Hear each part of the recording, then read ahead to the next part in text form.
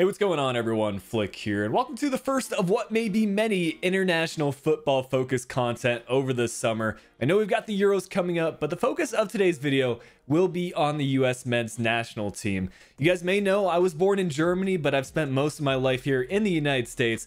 Definitely have followed the US men's national team over the years, and with the 2026 World Cup being hosted in North America, I thought it would be really interesting to kind of see what the squad might look like over the next few seasons. Not only are we going to follow player development in terms of overall rating, we're also going to see what sort of transfers go on.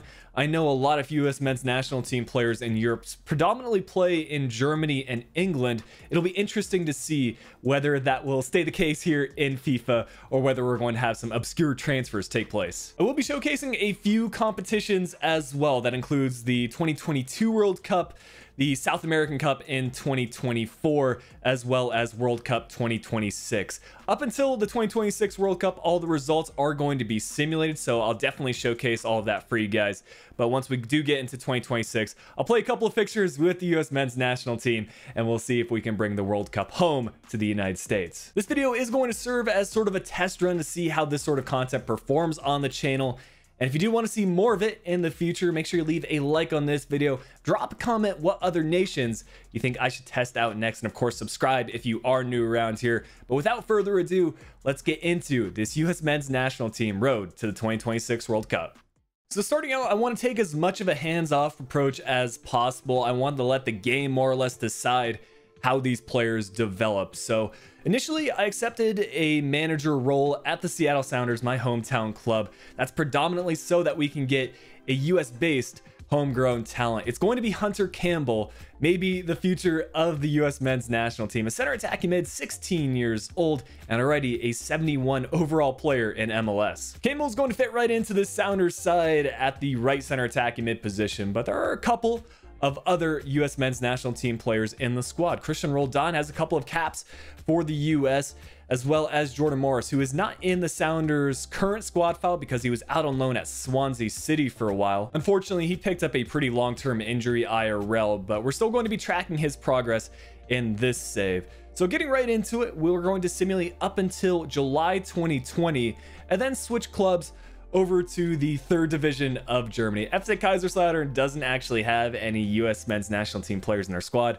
I don't think they even have any players from the United States. So that's going to be the hands-off approach we take, simulating with Kaiserslautern and keeping track of how the US players perform. The initial US squad requires a couple of changes in my opinion. It doesn't reflect what the nation is actually going for as far as the future is concerned. So we're definitely going to feature more younger players in the side.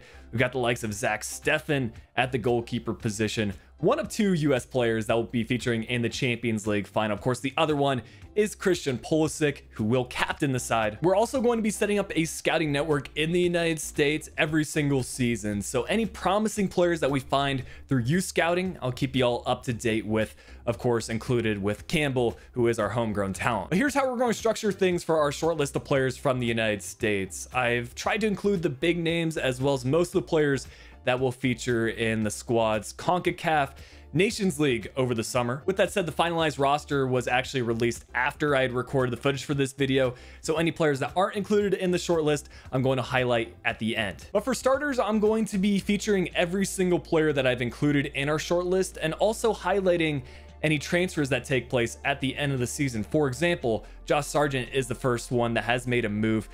The former Werder Bremen man has made the move over to England. This transfer wasn't too surprising because Sargent had already a +4 in his overall rating in just one season's time. So he'll be joining Steffen over in Manchester. But I talked about how I still wanted to track Jordan Morris and what kind of transfers go on in his career. He's made the move to Spain, joining Celta Vigo. And another player from MLS, Paul Arriola, has actually gone to Brazil as he's gone up +1 in his overall. Another high potential player from the United States and a really fun signing for Road to Glory saves is Jesus Ferreira. He's got a real face scan in game, and he's made the transfer from FC Dallas to another Manchester club.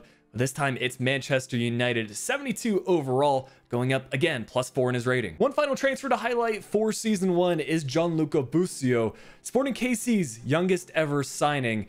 has made the move to Greece, now featuring for Heracles Almelo, going up +3 in his overall. And then the final players in our shortlist include Reynolds, Araujo, and one of MLS's promising players, Caden Clark. Doesn't have the best potential in career mode, but considering the amazing start he's had to his MLS season, I see that quickly going up. Moving forward to season 2, we're going to highlight a couple of high-profile transfers and also feature some former career modes on the channel, starting with John Brooks. Of course, he was a legend in our Wolfsburg career mode this year, and it looks like he is joining a Premier League side in Aston Villa.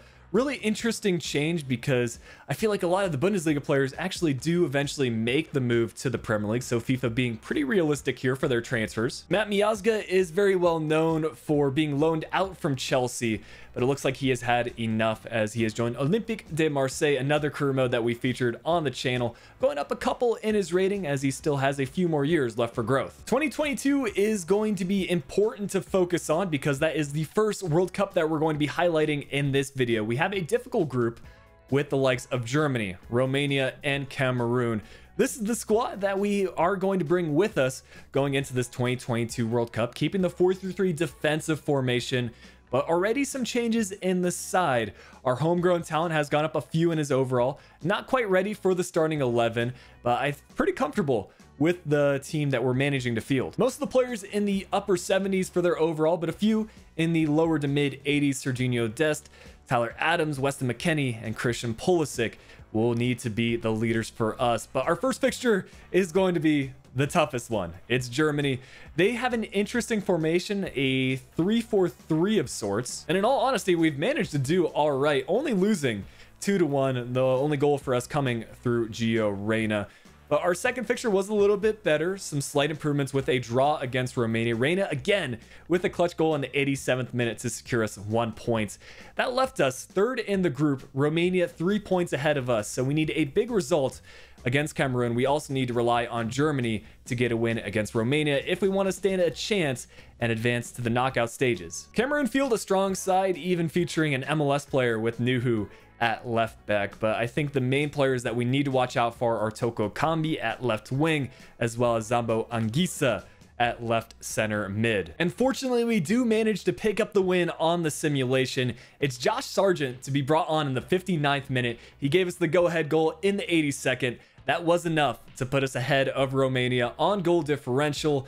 We're through to the next round of the World Cup. It is none other than Spain in the round of 16.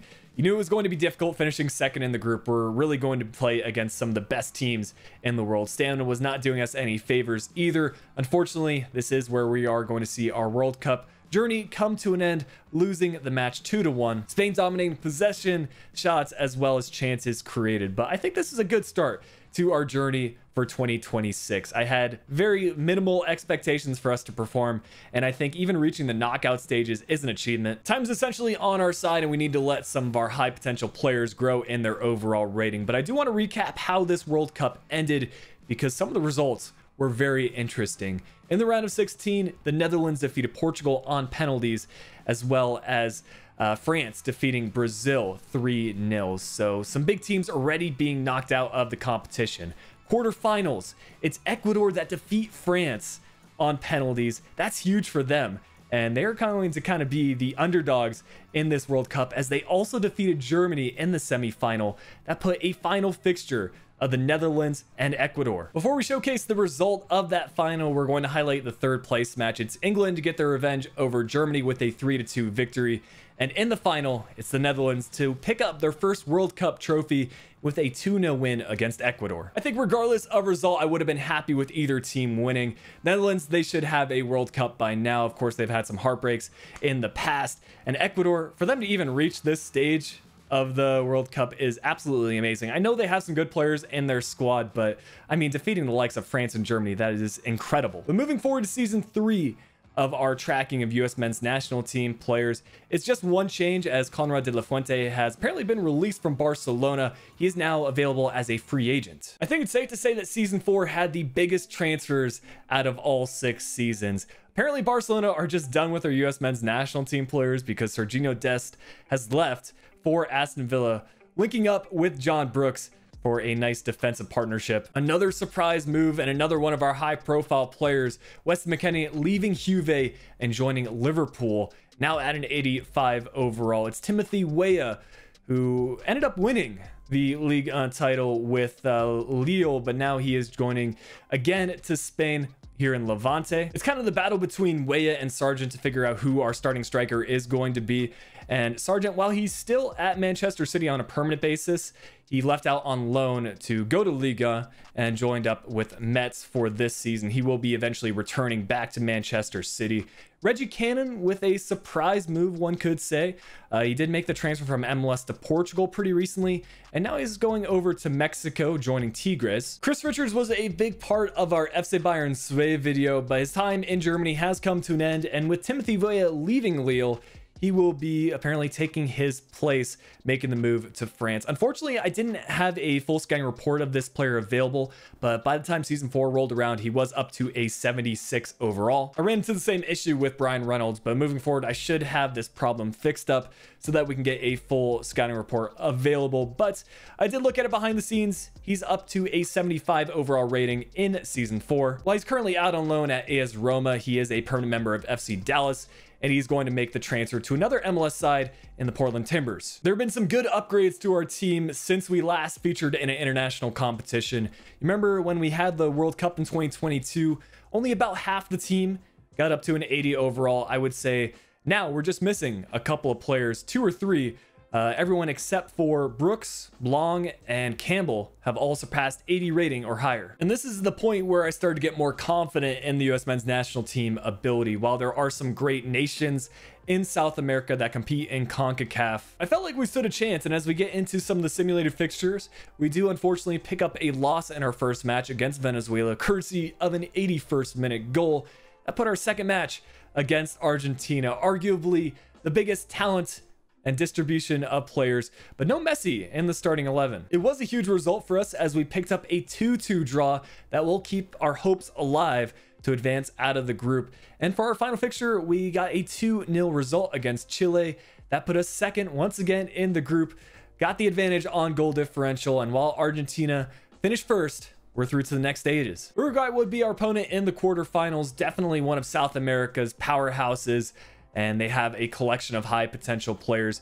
We did see a loss in the quarterfinal, a 1-0 defeat. That means, again, we're not able to advance past the first round of knockout stages. But recapping the results, of course, the big names like Brazil and Argentina advancing.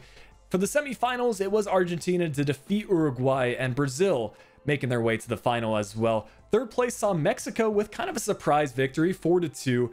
And for the final, it's Argentina that won in a high scoring match, 5-3. So despite no Lionel Messi, they still managed to bring the South America Cup home to Argentina. For those of you interested in how the Euros went, of course, we're not competing in that competition, but it is still interesting because the World Cup winners, Netherlands, didn't even make it past the quarterfinals, losing out to Spain.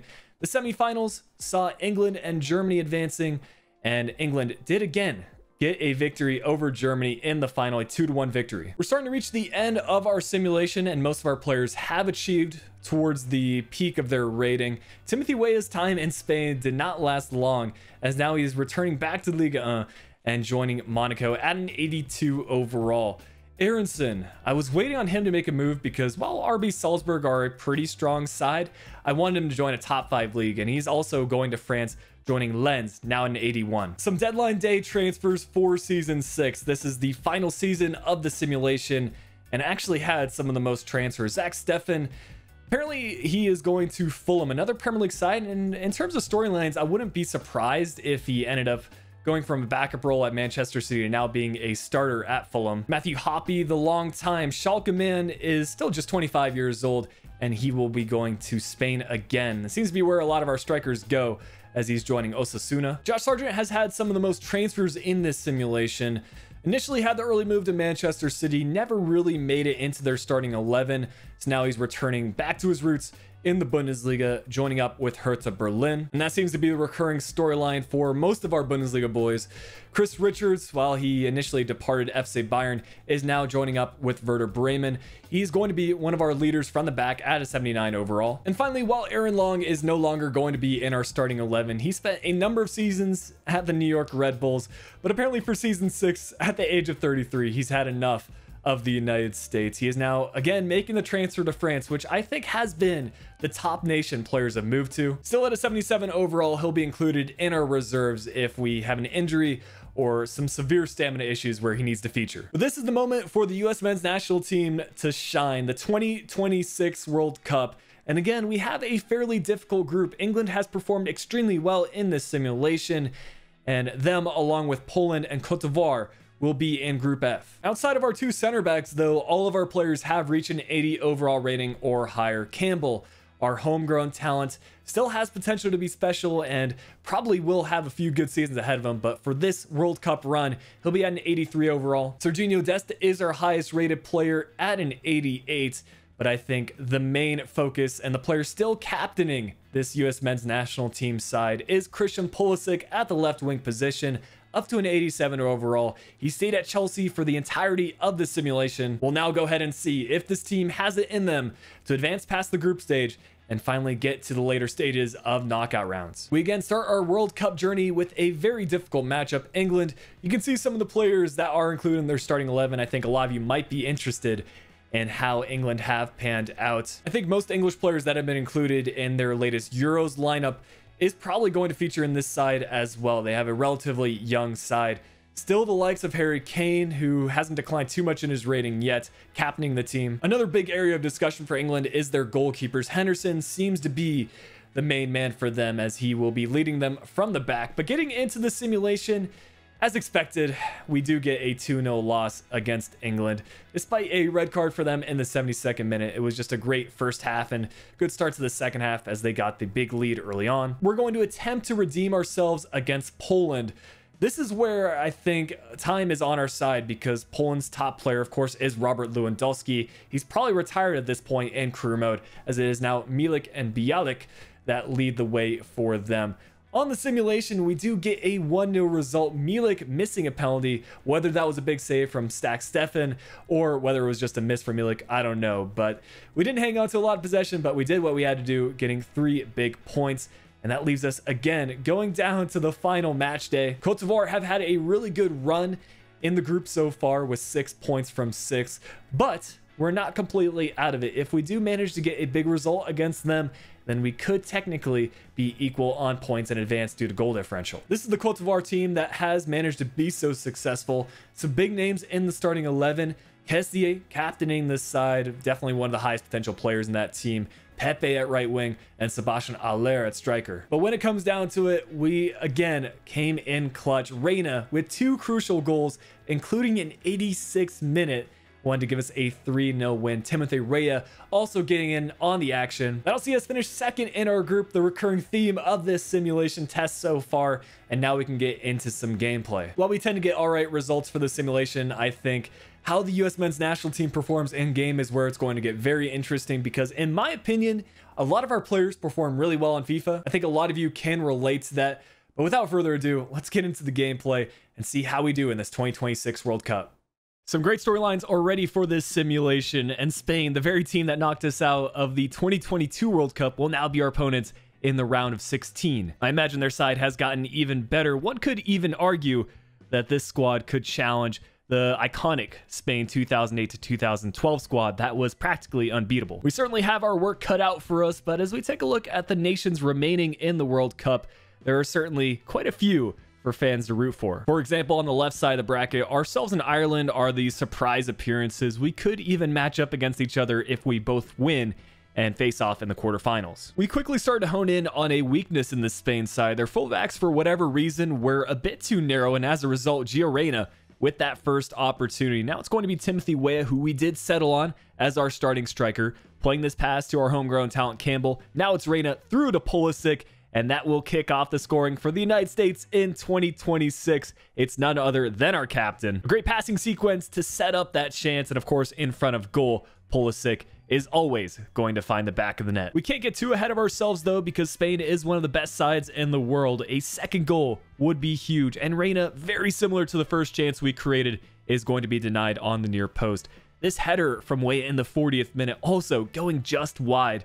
He rose well to meet the ball, and it was just a few feet off from being on target. Shifting gears to the second half, Spain with a sequence of possession play. Now Carvajal with the intended pass to Torres, he jumps over it more or less, and I think the layoff ended up working in his favor because he got set up with a chance not too long afterwards, and it's a well-taken finish to find the equalizer. First time as well, and that might have even nutmegged Chris Richards. We've seen before on the simulations that Sargent can come in clutch as a late super sub, so we're going to give him a chance with about 30 minutes left to go and try to find this winner. Reina with a fantastic flick on to Sargent, and over the top through ball to Pulisic. He's got the option in the middle. It's our homegrown talent, Campbell, who on the near post is going to give us the go-ahead goal. With just 16 minutes left to play, we need to rely on a strong defensive performance now. Arguably the weakest part of our team, but fortunately, our attack was just too much for Spain to handle. Reina is going to get the sealing goal in the 78th minute. Another well-taken effort and some great build-up play to set this one up on the half volley. He's going to get it by Simon and give us the win. It's been a rocky road for us up until 2026. We haven't quite had the composure to reach the later stages of world competitions, but now we're into the quarterfinals of the World Cup. It's football's biggest stage, and we are ready for it. The matchup that we anticipated is the United States versus Ireland in the quarterfinals. An interesting look at the Ireland squad. They've got some alright players on career mode, and that's represented in their starting 11. Brown captaining the side, but Will Smallbone, the Southampton man, at right center mid, and Bazunu, who I've used actually in a live stream career mode, quality goalkeeper. While I would love to see both sides advance to the later stages and experience a Cinderella story, ultimately only one of us can go through, and I have to do my best to make sure the US can make it to the semifinals of the World Cup. And compared to the Spain match, the Ireland defense was not on a similar level. Right away, we get back to our signature counterattack. Waya taking it all the way to the byline, a volley pass in the middle, and despite taking a deflection, Pulisic will score in back-to-back matches, making it 1-0 for us in just the 14th minute. A bit unlucky here from the Ireland defender, and I think Amuzu didn't stand a chance once the deflection was made. But we push on, and we'll create another chance shortly after that goal. Serginho Dest pushing up from the right-back position, getting by the fullback with ease, finding McKennie in the middle, and this buildup wasn't quite as nice as our first goal, but we'll still take it, a 2-0 lead in under 20 minutes. That's an important goal for Waya because it's his first of the World Cup campaign, at least in the matches that we're actually playing. Since our competition is only going to get more difficult, we need to focus on making sure that we can score more and more goals. From the back though, Zach Steffen has done extremely well, just conceding the 1 goal against Spain and trying to hang on to a clean sheet here. A big blow to our defense as Dest picks up an injury. Fortunately, we have got Reggie Cannon on the bench available. This has got to be one of the first times that he is actually featuring in these matches because Dest has been our best player so far in the simulation. Cannon getting involved, though, in the gameplay, finding Waya to get his brace in the 68th minute. This is just going to give us the cherry on top, as we also feature a fresh face with Aronson being brought on for our homegrown talent. It's Ireland who make a late push in the 90th minute. Smallbone trying to find a passing option. No one's showing for him. And we do get the takeaway. Robinson to Aronson. See if he can get an assist, playing a great through ball, but ref was having none of it, calling for full time. And to be fair, a 3-0 scoreline is quite comfortable. With only 4 teams remaining, it's France that we play in the semifinals. Of course, they had the early exit in the 2022 World Cup, losing out to Ecuador. So I'm sure that they will be looking for revenge, and they're an even more dangerous side. Mbappe will be playing out wide for them at left wing. Dembele on the opposite side. Kamavinga playing in an advanced role at center attacking mid. The list goes on and on with these fantastic high potential French players. In terms of tactics, I feel like our play style caters quite well because on paper we're nowhere near the better team, but we're going to look to score from counterattacks and maybe we can see a masterclass performance. If we do want to stand a chance against France, an early goal will give us a glimmer of hope. Pulisic cutting in on his preferred right foot, and if this finesse shot found the back of the net, I don't know what I would have been able to say on the commentary, but France are just a different beast entirely. Kingsley Coman with a bit of misdirection and some fortune to find the ball twice in front of goal. Zach Steffen maybe should have done better on his near post, but what are you going to do in this sort of situation? France have so many high overall players, and they're going to keep on trying to pile the goals.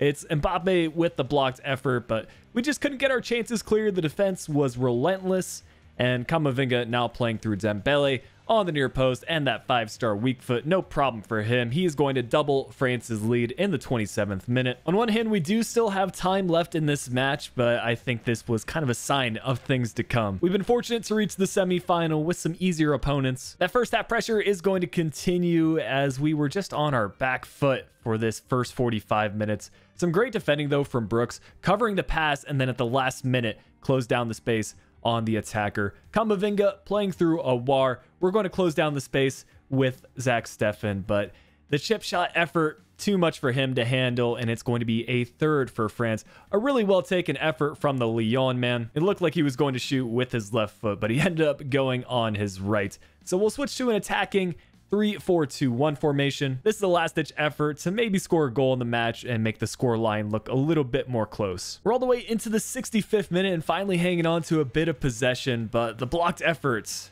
from France are going to continue. Konate with that one, and then on the other side of things, Camavinga again hanging on to possession, finding Kingsley Coman, who scored the first goal. Some great passing play, and Awar will get another one, making it 4 as we just get into the final few seconds. We have a chance to play this down the wing, and while Pulisic was running onto it, the ref finally brings our misery to an end. We had a couple of bright spots, but ultimately France too much for us to handle. We still do have the third place match to play for, so we'll try to end off this World Cup campaign on a high note. It's France and Brazil in the final of the 2026 World Cup, two sides that have somewhat underperformed in the simulation so far, but a very intriguing matchup for us as we play against England. On the contrary, the three Lions have performed extremely well, defeating Germany twice in crucial matches, and that starting 11 isn't much different than what we remember from 2 seasons ago. I think the most significant change is now Tammy Abraham being the starting striker instead of Harry Kane. I think there also have been some rotations, the midfield and defense, but this should make for a very good match. We're going to rotate around the side and feature some new players as well. This is the third place match, so not quite as much to play for, but in front of our home fans, we'll try to put in a good performance and show that the United States can be one of the top nations when it comes to World Cup competitions. Outside of our match against France, our defense has performed above expectations. They will start this counterattack for us. Josh Sargent getting the start for this one. Decided to rotate the team a little bit, and I think we might even feature Matthew Hoppe later in this fixture. But now it's Pulisic cutting in from the left wing like he's done so many times, getting it on that right foot of his and dribbling by defenders. Some great composure and patience, waiting for a little bit of space to open up, and that will give us the 1-0 advantage over England. Our captain leading by example and setting the tone for this match. Our opponents will not be giving up without a fight though. Abraham is a target man striker who is difficult to defend. Sets up Jones with a chance here, but this is one of Steffen's best saves that he's made in the entire competition. He'll leave it for the third place match to pull off this one, and a great instant replay there. 44th minute, so we're just before the halftime break, and Mason Mount is going to turn really well. Jones getting another opportunity to redeem himself, and he will get that equalizer as we clock on to the 45th minute. Once again, it's Richards who's just unable to get the block in. So as we move forward to the second half, we will make that promise change. Hoppe being brought on for Sargent. We'll see what he can do and if he can give us the go-ahead goal. England on the front foot as we get into the second half, and again, it's Steffen who we need to call upon to make a good save. 70th minute now, a through ball latched onto by the England midfielder, but it's Steffen who denies that effort, and now we get onto a bit of a counterattack.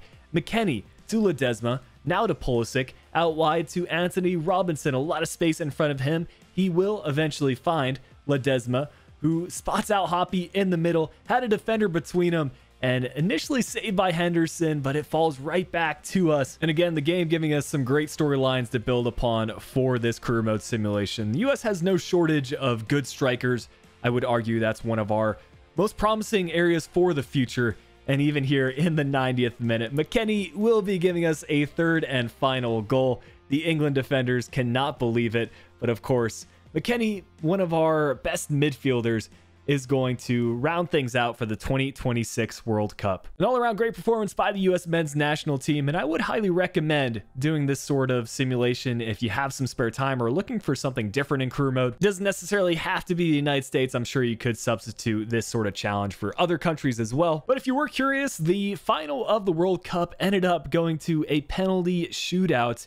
It's France who win 5-4 on penalties over Brazil. Mbappe and company will add their second World Cup trophy across 3 competitions. A third place finish out of all the nations in the world. Personally, I think that's a fantastic outing from the U.S. men's national team. Let me know in the comments how you think we'll perform in the 2026 World Cup. Whether we can match something similar to this video in FIFA, whether we'll advance past the group stage, just let me know your general insights. But I do want to talk about some of our youth academy player promotions and players that we found. Hunter Campbell was the only one to feature in our starting 11 and substitutes. However, there were a couple of players that came through, and I think given a couple more seasons, could have seen them incorporate more into the side. Jared Palmer, a free agent, right winger at a 78 overall. We've got Jeremy Cox, a 77 overall right midfielder at Santa Clara. And finally, Dylan Reynolds, the second, a 77 overall center attacking mid at Salzburg. So kind of taking place for the Aronson departure. But as promised, there were a few players that I did not include in the shortlist, but are included in the CONCACAF Nations League. And they ended up reaching an all right overall rating. None of these players did have 80 plus potential. That's the main reason I didn't include them. But Jackson Yueill has earned a transfer to Spezia, now featuring in Serie A. It's Ethan Horvath, one of the backup keepers for the US, and Spain at Athletic Club Bilbao. Not exactly the most realistic transfer, but we move with it, as the final one is Jordan C. Bachu. He used to have the French nationality, but I believe he was born in the United States and is looking to most likely feature for that international side. He's now playing at Club Tijuana at 30 years old, a 74 overall. But as we close out this video and showcase the final U.S. men's national team squad, I want to give a big thank you for tuning in. Had a lot of fun recording this concept, and I really would love to revisit something similar in the future. Again, if you want to see more of this kind of content in the future, make sure you leave a like on the video. It really is a massive help. Subscribe to the channel if you're new, but until next time, this has been Flick. I'll be talking to you all again soon.